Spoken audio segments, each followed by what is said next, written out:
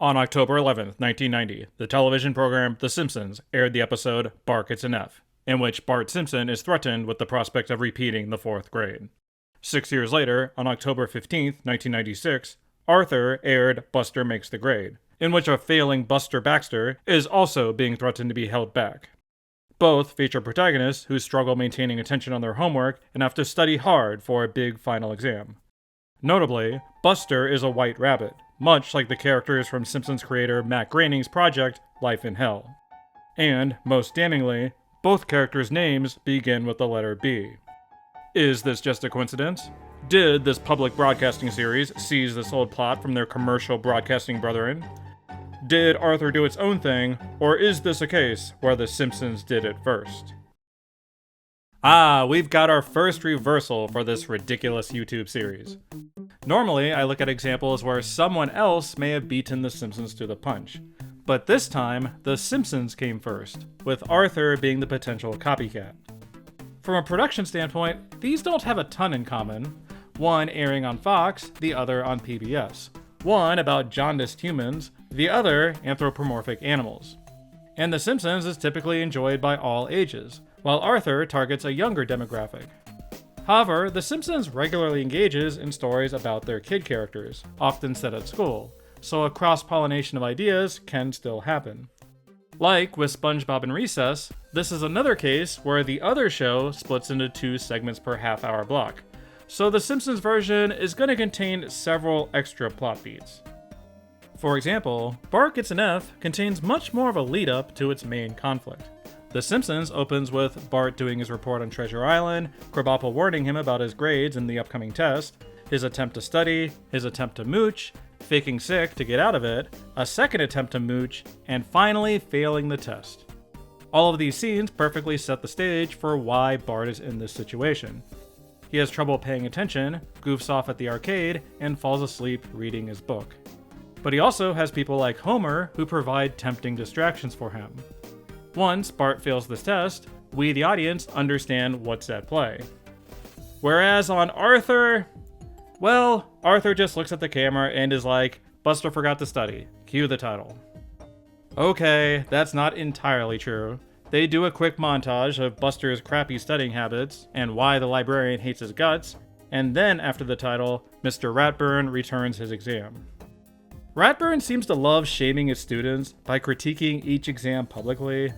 Although this one is so awful, he just gives a passive-aggressive, Buster. Ouch. In both examples, this failure results in a meeting with the parents. In The Simpsons case, with Mrs. Krabappel and J. Lauren Pryor, and in Arthur's, in the principal's office with his mom and grandmother. I'm guessing Buster's dad is either working, divorced, dead, or Mr. Muntz, depending on the trauma PBS wants to explore. But that's okay, Homer's not at the meeting either, at least not mentally. In both cases, these stakes are clear. Pass the exam or repeat the grade. It's worth noting here that Buster is only in the 3rd grade, while Bart is in the 4th. Kinda weird to do a end-of-year story for Season 1, Episode 7, but who am I to question the Arthur timeline? Anyway, here is the big difference between these 2 stories. Bart Gets an F closely follows Bart through his academic struggles and his journey to overcome them, whereas Buster Makes the Grade is told mostly through the POV of his friends. The show is called Arthur, not Arthur's friend Buster. Who would watch a Buster spinoff anyway? So, this is more a story about them observing his poor study habits and brainstorming a plan to help him. Both episodes have this fantasy sequence where the character is still stuck in elementary school at an old age. This one's imagined by Bart, this one, Arthur worrying about his buddy. Arthur suggests asking Binky for help because, well, we figured if anyone knew about getting held back, Binky, it was you. Instead of rightfully beating the shit out of Arthur, Binky unwinds at the arcade and suggests a tutor. Arthur, the Martin equivalent, goes over to Buster's house to get him back on track. Unlike Buster, who enjoys a large circle of supportive, codependent friends, Bart only has Milhouse, who is equally as bad at school. Bart views Sherry and Terry as easy marks to get the cliff notes, and they are happy to sabotage him. Richard and Lewis are Richard and Lewis, and Bart views Martin as a dweeb. a purely transactional relationship where they both get something they desire. I suspect that's what's happening with Arthur and Buster, but Buster hasn't given him the talk yet. Both Arthur and Martin put in the effort of getting them to finally buckle down. They'll tidy up and study at home, and even outside under a tree.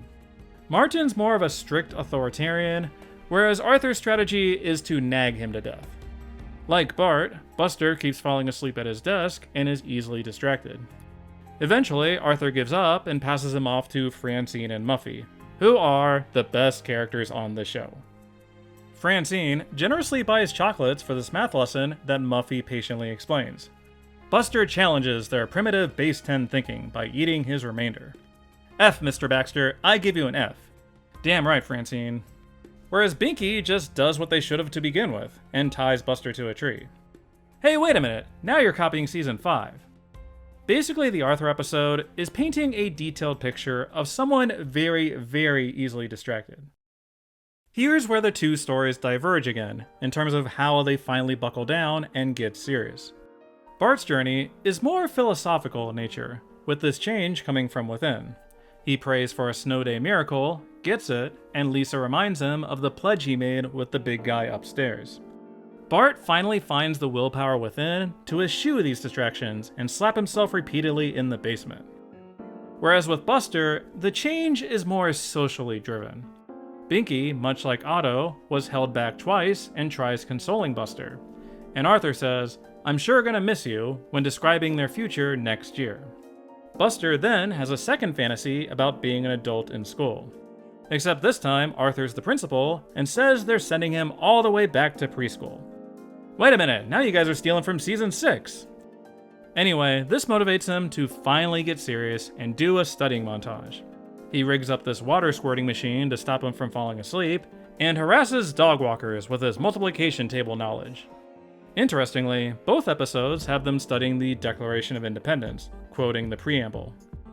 In the end, both Bart and Buster do pass their final exams, albeit by different methods. Bart only scores a 59, breaks down into tears, demonstrates his applied knowledge, and Mrs. Krabappel gives him an extra point. This is often considered one of the greatest Bart moments in series history, or at the very least, one of the most relatable for people. It really does feel like the culmination of his journey. So many scenes showing how Bart actually tried, and seeing him finally able to do it, demonstrate the material truly did get through to him. Awesome character moment capped off by a very funny realization. Whereas on Arthur, Mr. Ratburn just announces Buster got a B+, and that's that. He also announces that Arthur sucks at division because this is his only joy in life.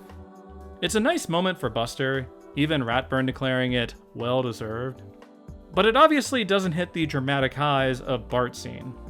Buster Makes the Grade isn't as much about Buster's personal journey, and is more about his friends peer pressuring him into getting his shit together. That's essentially the difference here. This is a case of an introverted, character-driven story in Bart Gets an F, and a more extroverted, relationship-driven one with Buster Makes the Grade. Being 22 minutes long, The Simpsons is able to build up the conflict more and do plot detours like faking sick and praying for a miracle.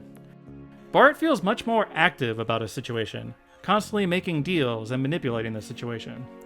Whereas Buster is more passive and blasé, having to be dragged kicking and screaming into his own story. So many scenes of Muffy and Francine bewildered by him carrying on like nothing's wrong. Buster is kind of the worst, and it's hilarious. That said, there are some eerie parallels between the two, most notably this fantasy sequence, and smaller elements like Binky and Otto both being held back twice, and we hold these truths to be self-evident being highlighted.